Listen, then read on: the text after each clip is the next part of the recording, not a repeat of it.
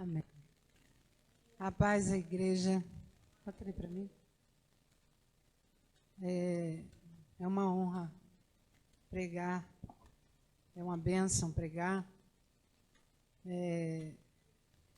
Essa semana eu estive conversando.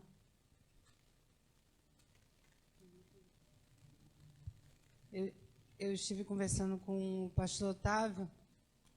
Uma bênção que o Senhor me concedeu através de uma amiga de mais de 40 anos. Na verdade, ela me conhece desde que eu tinha 7 anos de idade. Então, esse ano fazem 52 anos. Mas há 40 anos nós não nos víamos. E eu procurei ela muito quando era o tempo do Orkut, e procurei agora pelo Facebook, só que o nome que eu procurava dela, o sobrenome, era diferente, e ela me procurava também, só que no meu Facebook está Jucimar Werneck, e ela me conhece como Jucimar Idiel, e a gente não se encontrava. Minhas primas são amigas dela, e eu pedi o telefone, e elas me deram um telefone. Isso ao longo dos anos, e cerca de 2 anos atrás, eu tentei me comunicar com ela pelo telefone, não consegui, chamava, ninguém atendia, dava incomunicável, e aí a vida vai passando, a gente esqueceu. Só que essa semana eu me perguntei, eu me questionei e perguntei ao Senhor, será que eu não exagero? Será que a minha mente não me prega uma peça?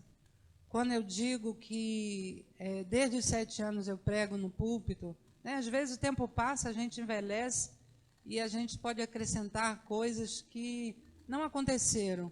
A neurociência explica isso. O cérebro, ele acontece algumas coisas, ele acrescenta algumas coisas. E eu comecei a perguntar ao Senhor, Senhor, será que eu minto no púlpito?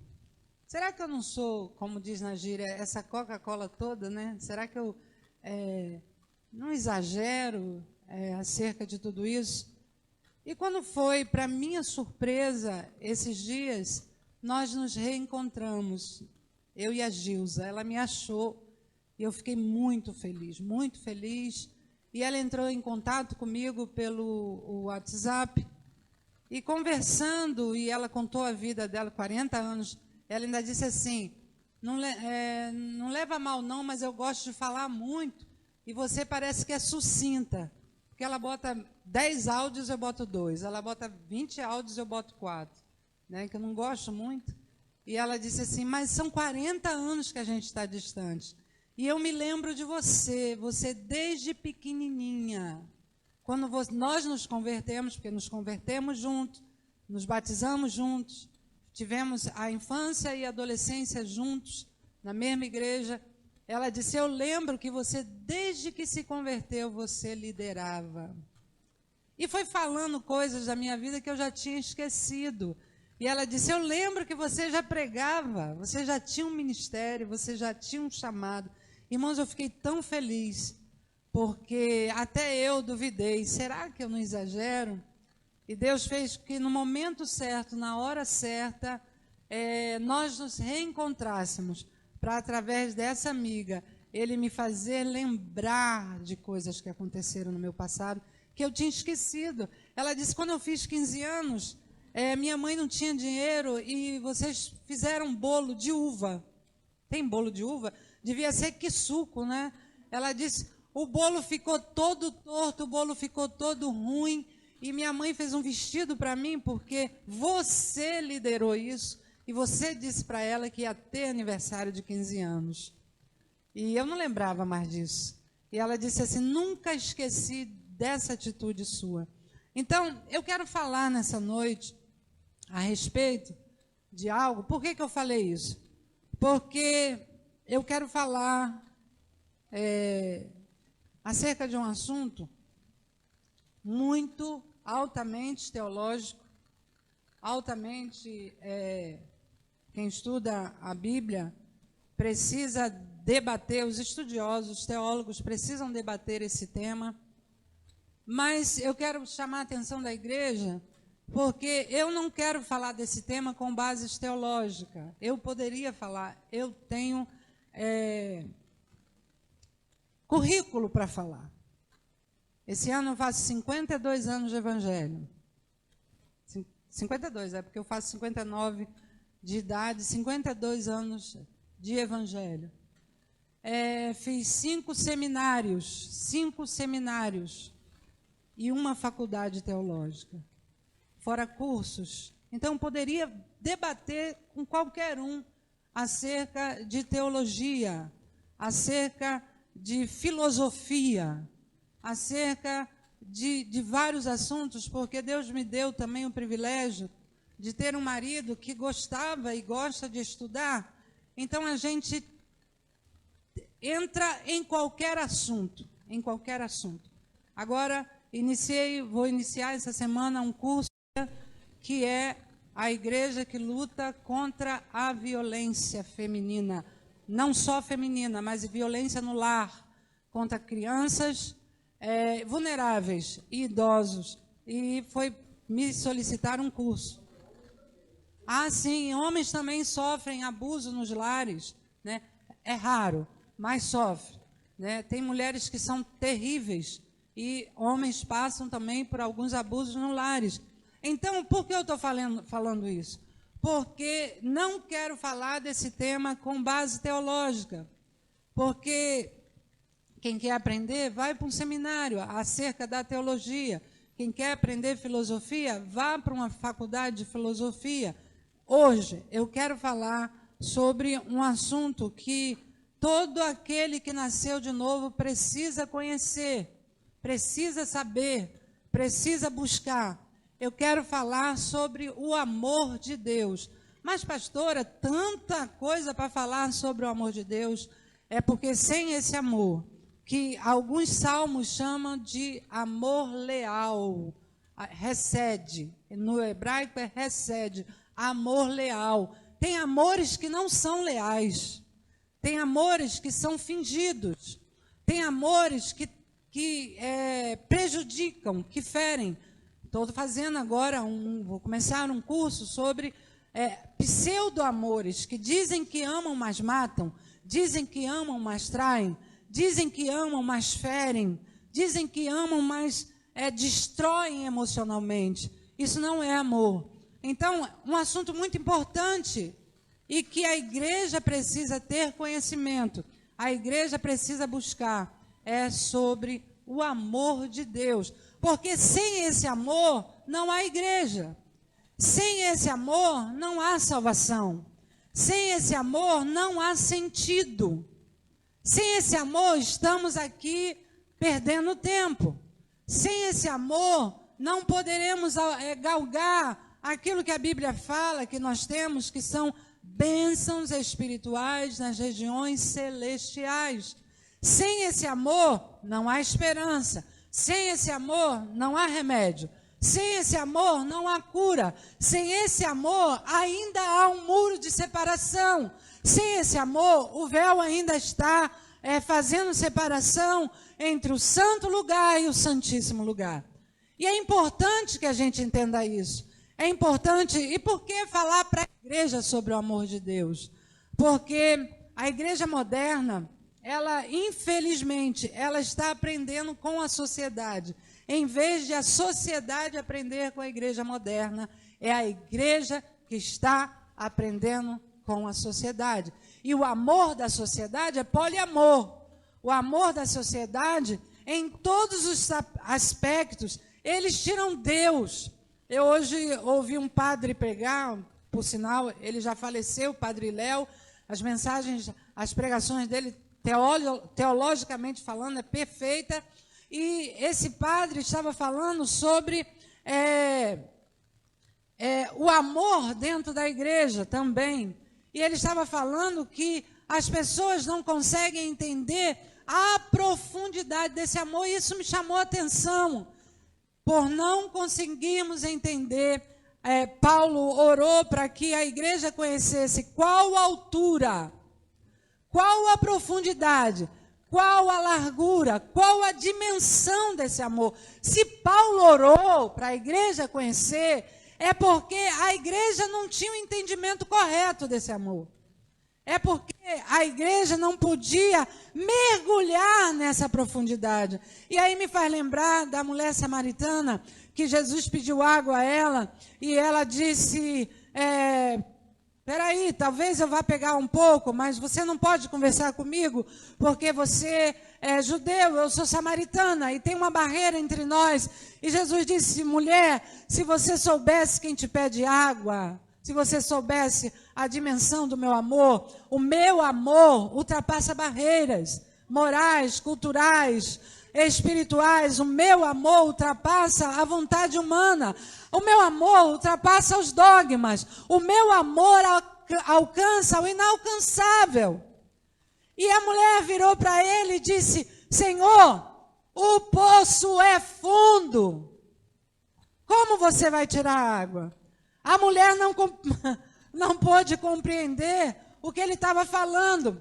Ela pensou que ele estava falando da água natural, dessa água aqui, que é muito importante, talvez a coisa mais importante. O homem pode ficar 10 dias, 15 dias sem comer. Jesus ficou 40 dias. Os muçulmanos ficam sem comer muitos dias, mas sem água, o máximo é 5 dias. De 3 a 5 dias, porque o corpo vai deteriorando, entra em desidratação. A mulher achou que ele estava falando dessa água, mas ele estava falando de um poço mais profundo, de uma água que estava no lugar que ele estava fazendo vir à tona. Ele estava falando do seu amor, da sua missão, da sua graça, da sua presença ali. Por isso ele disse, se você soubesse quem está conversando com você. As pessoas não conseguem saber quem é Jesus. Não conseguem dimensionar esse amor. Há uma diferença entre amor e paixão. Há uma diferença muito grande. A paixão, ela dura no máximo entre 2 e 3 anos. Quando o casal está apaixonado, uns acabam antes. Algumas paixões acabam antes. A paixão é um fogo que consome. E com o tempo, o ser amado é consumido dentro da gente. É diferente do amor, porque o amor é duradouro. O amor verdadeiro, ele continua aonde termina a nossa paciência. O amor duradouro, ele é sacrificial, ele se sacrifica pelo outro. O amor, ele se doa em vez de tomar. A paixão não, ela toma em vez de dar. Então, é paixão ou é amor o que nós sentimos por Cristo? Eu queria ler Mateus capítulo 22, apenas um versículo. Versículo 37, que diz assim, e disse-lhe Jesus, amarás o Senhor teu Deus de todo o teu coração, de toda a tua alma, de todo o teu mandamento. Jesus havia deixado os fariseus aqui, nos versículos anteriores, numa situação difícil. E aí os fariseus, querendo calar os saduceus, havia uma disputa ali, querendo calar os saduceus e querendo pegar Jesus na letra da palavra, eles perguntam ao Jesus para experimentar ele, para pegar ele numa armadilha de palavras, porque muitas das vezes as pessoas fazem isso, querem nos pegar com palavras. Ele pergunta para Jesus, qual é o grande mandamento? Qual é o principal? Qual é o maior mandamento? Talvez eles esperassem que Jesus dissesse, não farás para ti imagem de escultura. Talvez eles esperassem que Jesus dissesse, não cobiçarás a mulher do próximo, não adulterarás. Talvez eles dissessem que era honra teu pai e tua mãe. Jesus sempre dava uma resposta para aqueles que o interpelavam com malícia nas perguntas, ele sempre dava uma resposta que deixavam eles meio que sem saber o que entender. E Jesus disse, olha, o primeiro e grande mandamento é: amarás ao Senhor teu Deus de todo o coração. Coração leva a nos fazer perceber que coração não é esse músculo que bombeia o sangue. A Bíblia deixa bem claro.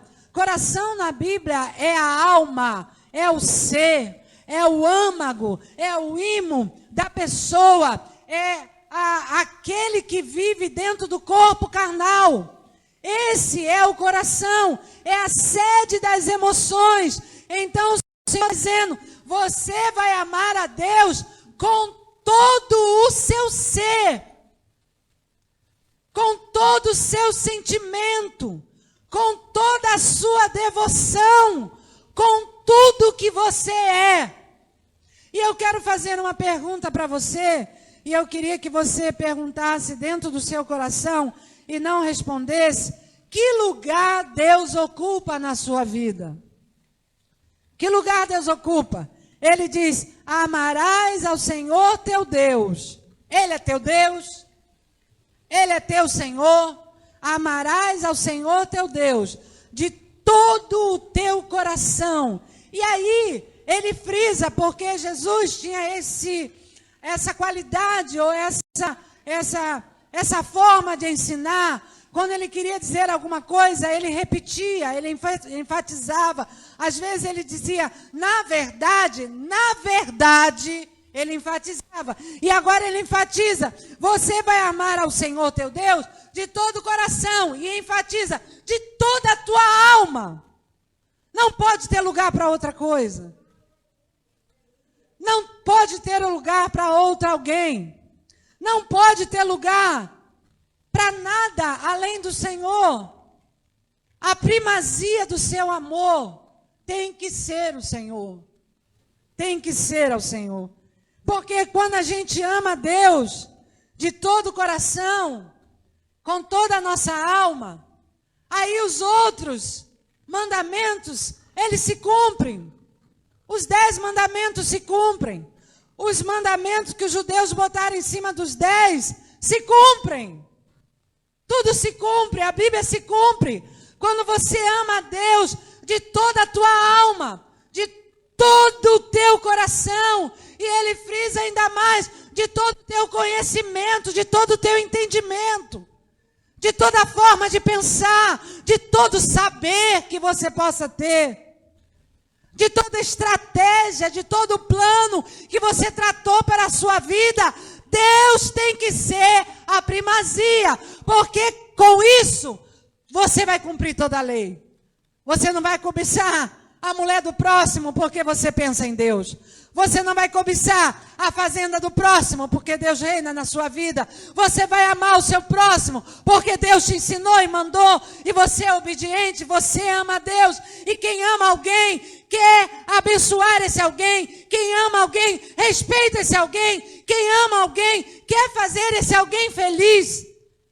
Então a igreja precisa amar a Deus de todo o coração, de todo entendimento. Não parece que estou chovendo no molhado? Que estou falando aquilo que todo mundo deveria saber? Mas qual é o lugar que Deus ocupa na sua vida?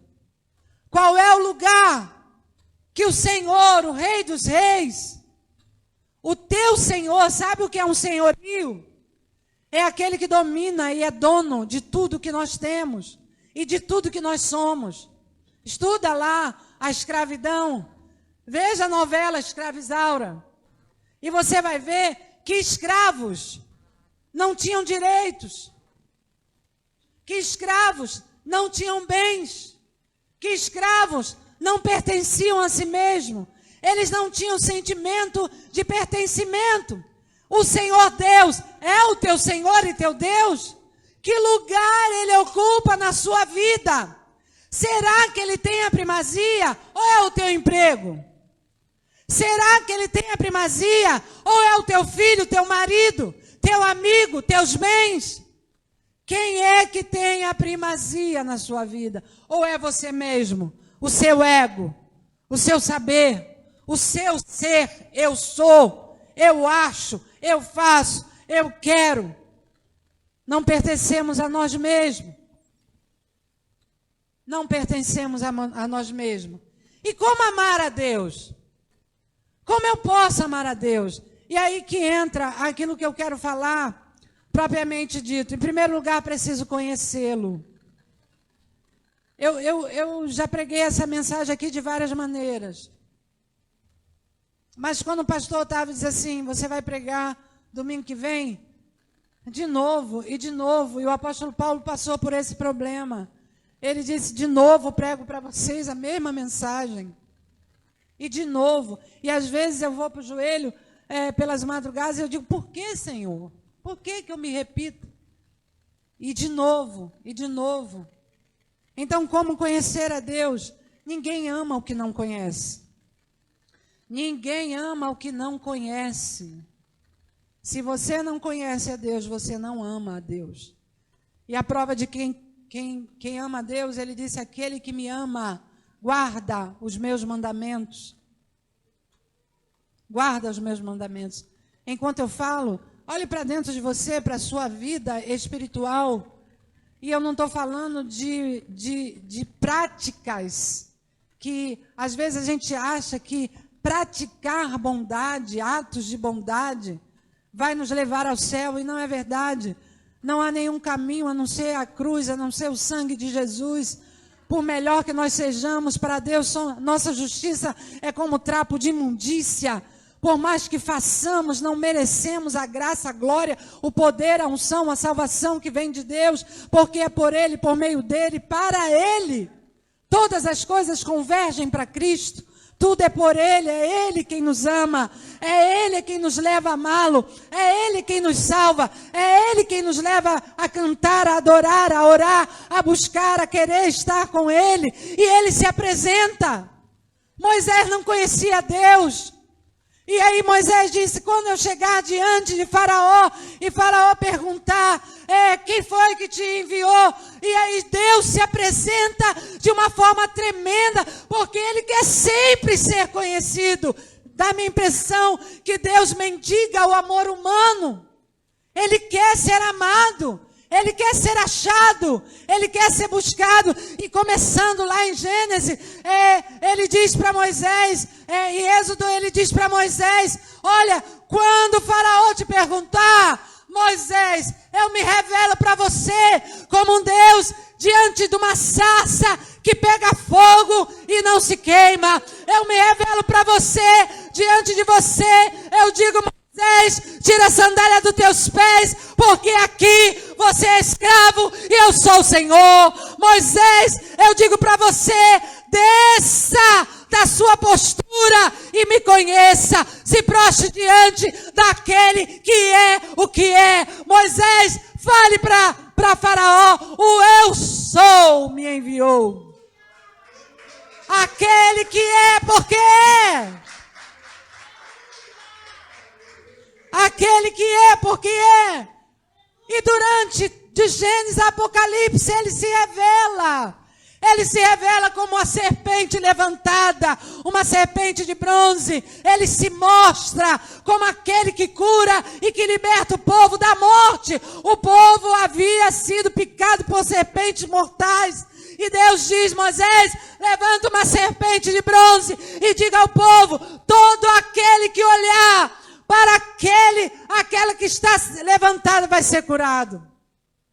Vai ser curado. E em todos os livros da Bíblia, é como se Deus estivesse dizendo, ei, eu estou aqui, eu quero você, eu quero me relacionar, até que Ele chega na cruz do Calvário. A cruz é o ponto final. A cruz é a carta que Deus envia à humanidade. Ali Ele está dizendo totalmente, diretamente, eu quero ser achado, porque eu busco vocês.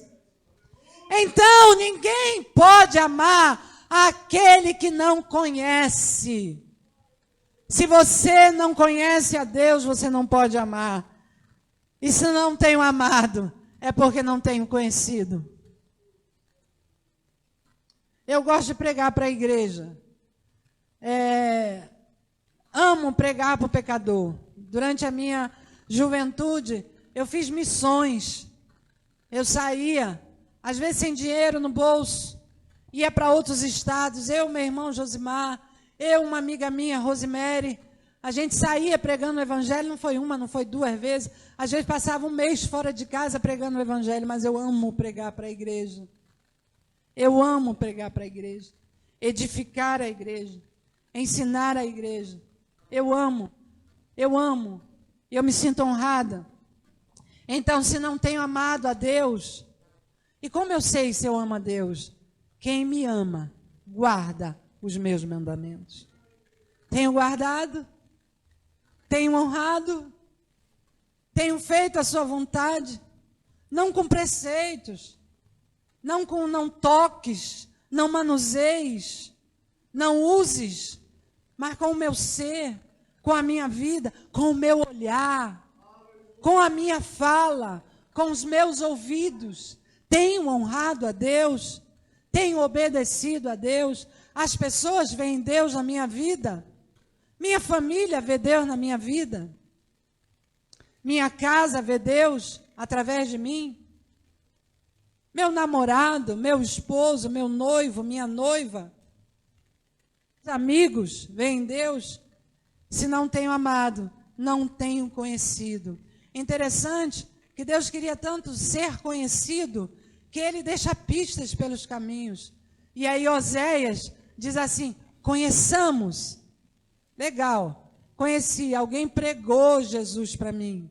Alguém falou do amor de Deus. Mas Oséias vai além. Ele diz: conheçamos e prossigamos em conhecer. Só posso amar quem eu conheço. Para que Saulo e Alain e Enzo estivessem aqui, para que Laís e Jaque estivessem na nossa família, eu e Otávio tivemos que nos conhecer. Conhecer é mais do que ver. Conhecer é mais do que estar do lado. Conhecer é ter intimidade. Conhecer é se relacionar. Conhecer é se querer. Conhecer é querer estar junto. Conhecer é participar da essência do outro. Quando eu conheço dessa forma, eu amo. Seus pais, para que você estivesse aqui, tiveram que se conhecer. A sociedade não ensina assim. Está numa festa, num baile, tem relação sexual, e aí a mulher engravida, mas não se conheceram. Não se conheceram. Mas na igreja ainda é do velho jeito. Tem que se conhecer. Tem que se amar. Tem que se relacionar. Então precisamos conhecer. E Deus vai deixando pistas. Ele diz: o boi conhece o seu dono. O boi conhece o caminho para a manjedoura, para o coxo, para onde está o alimento. Mas o meu povo perece por falta de entendimento. Perece por não conhecer. Conhecer a Deus. Só posso conhecer a Deus, irmãos, através da Bíblia. Não há outro meio de se conhecer a Deus. Só através da Bíblia. Esse ano, eu orei ao Senhor e eu perguntei: Senhor, como é que eu vou fazer? Eu ainda não era líder do MAN, mas sou líder do Ministério Susana Wesley, sou líder de pastoras e esposas de pastores em toda a Bahia. E eu disse: Senhor, como é que eu vou fazer para que haja um avivamento nessas mulheres? E acordei, orei, e várias noites eu orei, eu amo orar de madrugada. E aí eu disse: Senhor, como é que eu vou fazer? Em mim não há conhecimento, em mim não há sabedoria. A minha mente está ficando velha, eu não sei como fazer. E aí Deus me deu o desejo de lermos a Bíblia, de conhecermos a Bíblia, livro por livro, versículo por versículo, estudarmos a Bíblia. E aí eu lancei para as mulheres do Susanas e para as esposas de pastores, vamos ler a Bíblia. Estamos desde janeiro lendo a Bíblia, estudando a Bíblia. Então, só se conhece a Deus através da Bíblia. A bússola, a seta que nos mostra Deus, que mostra o caminho que é Jesus, é a palavra de Deus. Não acredite em pessoas, seja pastor, padre, seja quem for, DD, PhD, doutor, seja quem for. Não acredite em crente que diga que a Bíblia não é a palavra de Deus, que ela é parte, que ela contém, é palavra do diabo. A Bíblia toda é a palavra de Deus, e Deus se revela através da sua palavra. Agora a Bíblia fechada é um livro qualquer. A Bíblia é fechada, se você tacar fogo, ela queima. Mas a Bíblia é estudada, a Bíblia é buscada, a Bíblia é lida, sem o seu eu, sem o seu conhecimento, vazio de si mesmo e querendo achar Deus, Deus vai se revelar. Ele diz, fui achado por um povo que não me buscava. Imagine se você buscar. Busque a Deus através da sua palavra. Conheça a Bíblia, leia a Bíblia, estude a Bíblia. Está difícil de entender? Pergunte para quem conhece, pergunte aos seus pastores, leia a Bíblia. E se alguém disser diferente do que a Bíblia diz, é anátema. Paulo disse isso. É maldito, é maldição. Se pregarem um outro evangelho, é maldito. Não esteja debaixo de maldição. Deus se revelará através da Bíblia. Deus se revelará. E outra forma de se conhecer a Deus, primeiro e mais importante, é reconhecendo que é pecador e é aceitando Jesus como Senhor e Salvador. E aí é o começo da nossa história, é o começo da nossa nova vida. Deus não conserta homens, Deus não costura homens, Deus faz novos homens. Deus dá um novo nascimento. Deus não faz armengue. Nós tínhamos um amigo, quando éramos adolescentes, a gente chamava ele de Duchen. Eu nem sei o nome dele, porque a gente só chamava ele Duchen. Duchen é uma marca de biscoito que havia naquela época. E como ele tinha carinha redonda, a gente chamava ele de Duchen. O Duchen era especialista em fazer armengue. Teu rádio quebrou, dava para o Duchen. Ele botava até pedaço de palito de fósforo e fazia funcionar. Deus não faz armengue em ser humano. Deus transforma. Deus renova. Deus dá um novo nascimento. Se você não nasceu de novo, busque um novo nascimento. Se você ainda está nas práticas de antes de ser membro da igreja, nasça de novo, busque ao Senhor, entrega o teu caminho ao Senhor, entrega a sua vida, todo o teu ser, toda a tua alma, todo o teu entendimento, e Deus vai fazer a mudança. O novo nascimento vem de Deus. É Deus quem justifica, é Deus quem restaura, é Deus quem transforma, e é Deus quem torna filho. Busque a Deus. E a outra forma é através da oração.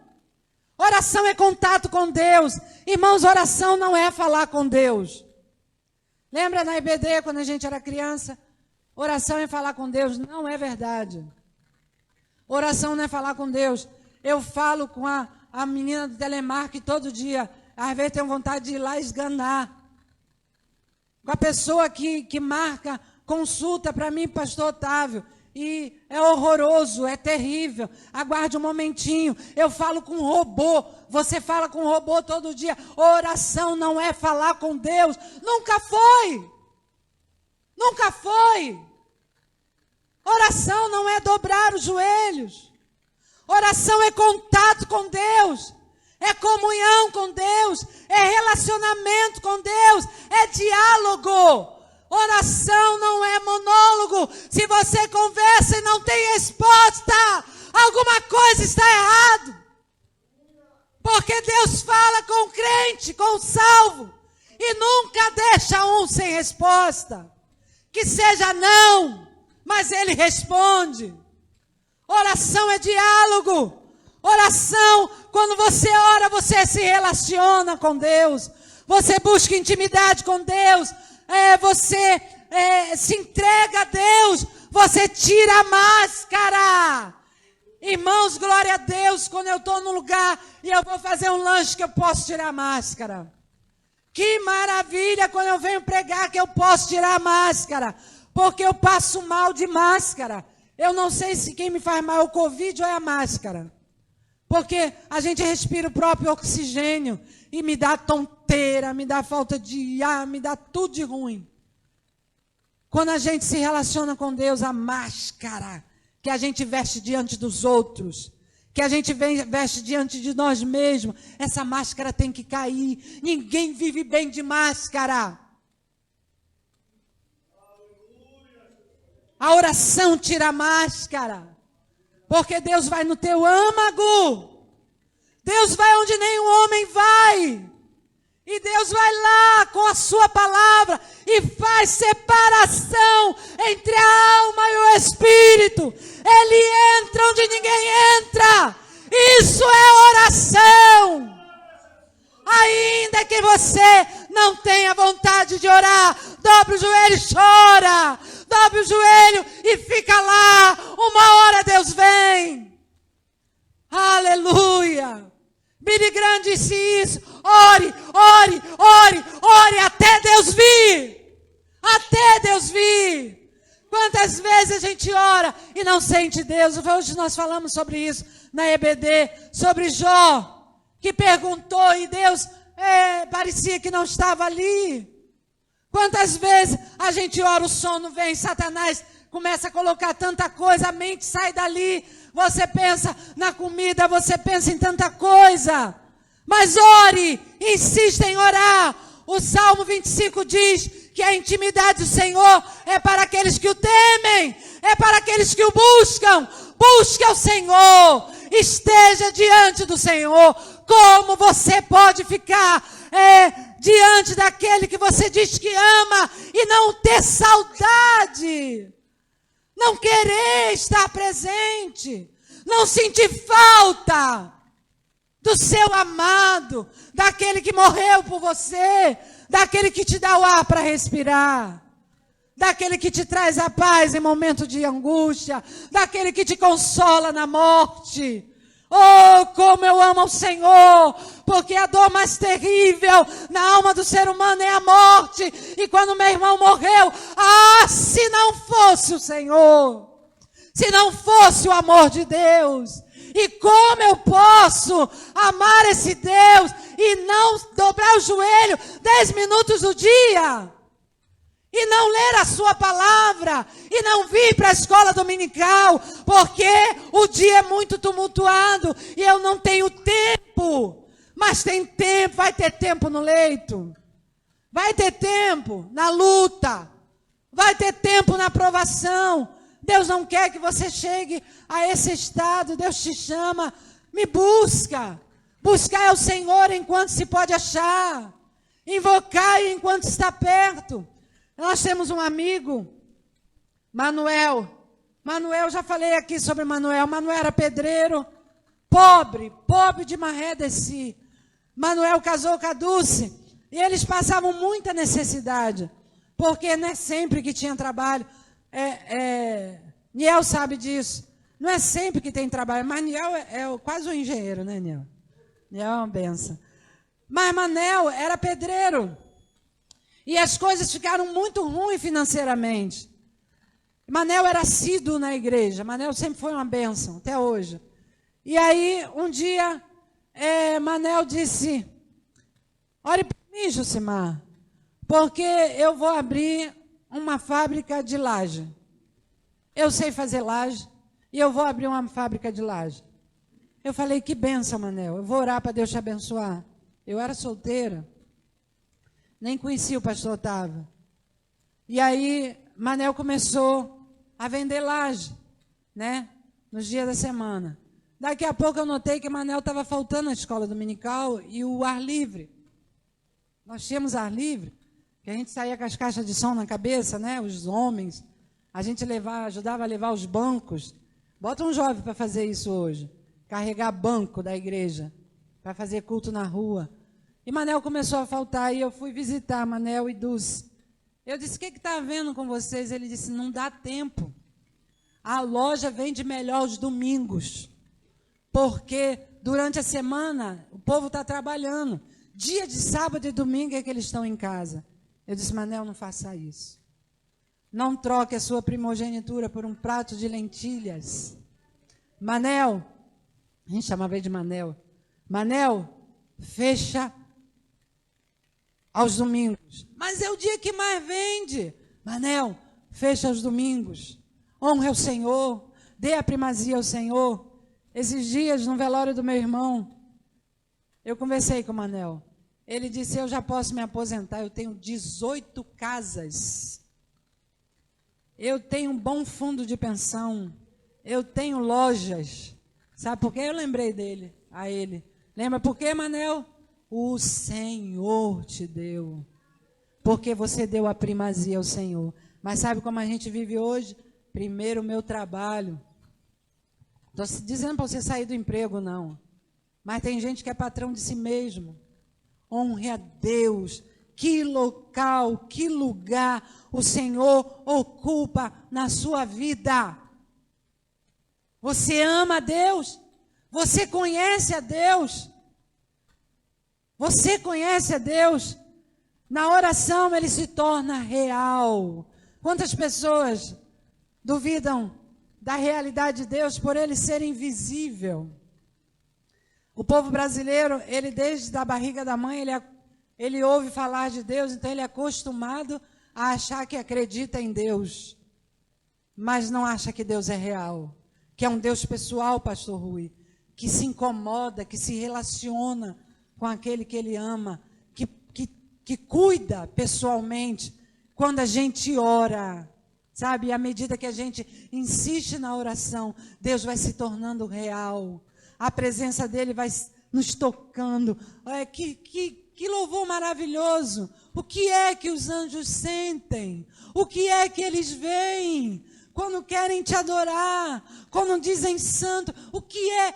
O Ministério de Louvor estava cantando e eu estava viajando. Meu Deus, o que é que os anjos veem? O que é que eles sentem? E ninguém morreu por eles. Jesus não morreu por anjos. Mas eles se prostram. Há uma categoria de anjos que cobrem o rosto com suas asas para não encararem o Senhor. Para não verem o Senhor face a face. E o Senhor nos convida a estar face a face com Ele. Os anjos cobrem o rosto. Mas nós podemos entrar no Santo dos Santos. Nós podemos entrar diante do Senhor. Deus disse para Moisés, Moisés, ninguém me viu, mas a igreja vê. Porque Deus antigamente, está lá em Hebreus, falava através dos profetas. Hoje Ele se revela no Cristo vivo. E Ele é real para aquele que ora, Ele é real para aquele que busca, Ele é real para aquele que lê, para aquele que guarda e obedece a sua palavra. Ele é real, Deus é real, e Ele vive, e Ele quer ser amado. Na oração, estamos próximos de Deus, e há um entrelaçamento com Ele. Sabe o que é entrelaçar? Vocês já devem ter visto alguém fazer cesto de vime, né? Se não viu, pelo menos já pegou num cesto. Ou um chapéu daquele caipira. Sabe, a palha é entrelaçada. Ao entrelaçamento, ninguém sabe onde um começa e onde o outro termina. Aleluia! Porque Ele vive em nós. Ele está em nós. Ele podia estar com anjos, mas Ele escolheu estar em nós, viver em nós. Ame ao Senhor, busque ao Senhor, leia a sua palavra, se entregue ao Senhor todos os dias, busque todos os dias o renovo de Deus. Sabe, todos os dias eu quero ser um bebê, eu quero nascer de novo. Por isso Jesus disse, quem não se fizer como uma criança, todos os dias, não quebre a aliança. E aí amar a Deus não vai ser esforço. Estar na igreja não vai ser esforço. Vir para o ensaio não vai ser esforço. Dobrar o joelho não vai ser esforço. Vir para as reuniões não vai ser esforço. Porque eu vou ver o meu amado. Eu vou estar com o meu Senhor. Eu vou estar com Ele. Eu tenho mais medo do Covid do que temor a Deus. Porque, irmãos, eu vejo irmãos, eu falei hoje na escola dominical, eu vejo irmãs na Praça da Feirinha, eu vejo irmãs que não faltam trabalho, eu vejo irmãos que estão no shopping, eu vejo irmãos fazendo caminhada, corrida, eu vejo irmãos na academia, mas nos cultos o Covid não deixa. Mesmo com toda a segurança que a igreja proporciona, o Covid não deixa. Se ficar muito doente, evita ir ao médico. Mas se piorar, vai para a clínica. Com certeza vai para a clínica. Mas para a igreja, qual é o lugar que o Senhor ocupa na sua vida? Qual é? Que Deus nos abençoe. Aplauda o Senhor. E que essa palavra possa ter falado ao seu coração e ao meu coração, em nome de Jesus.